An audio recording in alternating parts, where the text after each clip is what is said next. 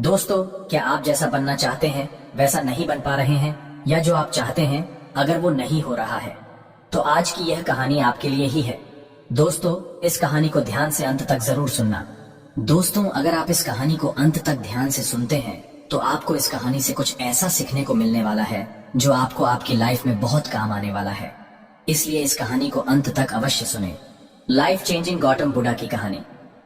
दोस्तों, आज आपके पास जो कुछ भी है वो इसीलिए नहीं है कि आपकी किस्मत में इतना ही लिखा था या फिर आपकी किस्मत ही खराब है, बल्कि वो इसीलिए है क्योंकि आप इतना ही डिजर्व करते हैं। दोस्तों, ये प्रकृति बड़ी ही न्यायप्रिय है। ये उसे उतना ही देती है जितने का वह हकदार होता है। चाहे वो ज्ञान हो या धन, अभी आपके पास उतना ही है जितने की आप हकदार हैं। लेकिन अगर आपको इससे भी ज्यादा चाहिए तो आपको उसके काबिल बनना होगा। दोस्तों, ऐसा कौन सा गुण है जो आपको काबिल बनाता है? क्या आप उस गुण के बारे में जानना चाहते हैं? अगर आप जानना चाहते हैं तो आप गौतम बुद्ध के जीवन की इस कहानी को अंत तक ध्यान से जरूर से सुने। दोस्तों, इस कहानी को सिर्फ समझेगा मत, बल्कि इस कहानी को अपने भीतर उतर जाने दीजिए। तो बिना समय को गवाए चलिए कहानी की शुरुआत करते हैं। गौतम बुद्ध के जीवन की शिक्षाप्रद कहानी जो आपका जीवन बदल देंगी। दोस्तों, एक बार गौतम बुद्ध को एक सभा में भाषण करना था, और जब सभा का समय हुआ तब बुद्ध वहां आए और बिना कुछ बोले ही वहां से चले गए। तकरीबन 100 से भी ज्यादा लोग बुद्ध का उस सभा में इंतजार कर रहे थे, और बुद्ध के इस तरह के व्यवहार को देखकर सभी लोग बहुत चौंके, लेकिन किसी ने भी बुद्ध से कोई भी प्रश्न नहीं किया। दोस्तों, अगले दिन फिर से सभा का आयोजन हुआ और दूसरे दिन सभा में लोगों की संख्या तकरीबन घट गई। इस बार तकरीबन 80 लोग सभा में बैठे हुए थे। बुद्ध सभा में आए, लेकिन इस बार भी बुद्ध ने वही किया, यानी बुद्ध इस बार भी आए और बिना कुछ बोले ही वहां से चले गए। लोग दोबारा से चौंके, लेकिन किसी ने भी बुद्ध से कोई प्रश्न नहीं किया। अगले दिन सभा का आयोजन फिर से किया, लेकिन इस बार सभा में लोगों की संख्या और घट गई। इस बार सभा में केवल 50 लोग ही आए हुए थे। बुद्ध सभा में फिर से आए और उन्होंने इधर उधर देखा और बिना कुछ बोले ही सभा से चले गए। उसके बाद कुछ लोग क्रोधित भी हुए, क्योंकि लोगों ने अपना काम छोड़ छोड़ कर आए हुए थे, लेकिन किसी ने भी बुद्ध से कोई प्रश्न नहीं किया। अगले दिन फिर से सभा का आयोजन हुआ। दोस्तों, आप लोग जो इस कहानी को सुन रहे हैं, आप में से भी कुछ लोग मन ही मन ये कह रहे होंगे कि अरे कितनी बार सभा का आयोजन होगा, और आप लोगों को भी इस कहानी को सुनते वक्त इरिटेशन होना शुरू हुआ होगा। और जिन जिन लोगों को भी अभी इरिटेशन होनी शुरू हो गई है, उन लोगों को तो यह कहानी बड़े ध्यान से पढ़कर समझना चाहिए, क्योंकि यह कहानी आपके लिए ही है। अगले दिन फिर से सभा का आयोजन हुआ, लेकिन इस बार सभा की संख्या और ज्यादा घट गई थी, यानी इस बार सभा में सिर्फ 30 लोग ही थे। फिर उसके बाद बुद्ध सभा में आए, मुस्कुराए और फिर से बुद्ध ने वही किया, यानी बिना कुछ बोले ही वहां से चले गए।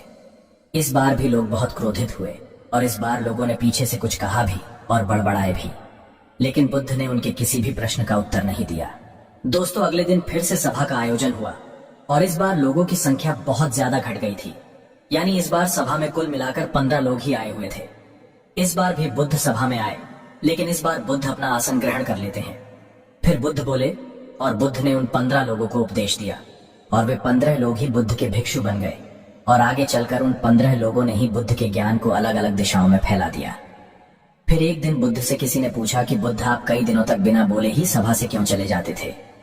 फिर बुद्ध कहते हैं कि मैं उन लोगों को खोज रहा था जो लायक थे, यानी कि पहले दिन 100 से भी ज्यादा लोग आए हुए थे, उसमें से ज्यादातर लोग सिर्फ आए हुए थे। उन्हें मेरे उपदेश से कोई भी मतलब नहीं था, वे बस आ गए थे। और उसमें से ज्यादातर लोग सिर्फ देखने और सुनने आए हुए थे कि सभा में क्या होता है। वे मेरे काम के लोग नहीं थे, क्योंकि वे लोग मेरे ज्ञान को औरों तक नहीं पहुंचा सकते थे। मुझे तो उन लोगों की खोज थी जो मेरे ज्ञान को जन जन तक पहुंचा सके। कई दिनों तक सभा से बिना बोले ही मैं इसीलिए चला गया, क्योंकि मैं यह देखना चाहता था कि वे कौन लोग हैं जिनके भीतर वास्तव में प्यास है। जिन लोगों के भीतर में वास्तव में प्यास थी, वे लोग अंत तक जरूर रुके, और जो लोग बस ऐसे ही आ गए थे, वे लोग पहले या दूसरे दिन ही चले गए। जिनके भीतर धैर्य था, उन्हें मुक्ति का मार्ग भी मिला, और जो लोग जल्दबाजी में थे, वे लोग अब घर में बैठे हुए हैं। सवाल यह नहीं है कि मैं तुम्हें क्या दे सकता हूँ, बल्कि सवाल यह है कि तुम क्या ले सकते हो। तुम्हारा पात्र कितना बड़ा है और कितने के तुम हकदार हो। जितने के तुम हकदार हो, उससे ज्यादा तुम्हें नहीं मिलेगा। फिर वह व्यक्ति बुद्ध से पूछता है कि बुद्ध लायक कैसे बने। फिर बुद्ध कहते हैं कि धैर्य के द्वारा जिस व्यक्ति के अंदर धैर्य है, वह अपने जीवन में कुछ भी पा सकता है। सभा में जितने भी लोग आए हुए थे, और उसमें से अंत तक वही रुके जिनके अंदर धैर्य था। चाहे तुम्हारे जीवन में तुम्हारा लक्ष्य जो कुछ भी हो, लेकिन तुम बिना धैर्य के सफलता के चरम तक नहीं पहुंच सकते। फिर वह व्यक्ति बुद्ध से पूछता है कि कोई व्यक्ति अपने भीतर के धैर्य को कैसे बढ़ाए।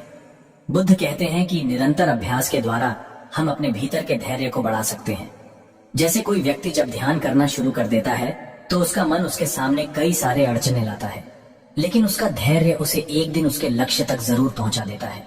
फिर वह व्यक्ति बुद्ध से कहता है कि मैं समझ गया, बुद्ध में समझ गया, यानी मुझे धैर्य के साथ निरंतर अभ्यास करने की आवश्यकता है।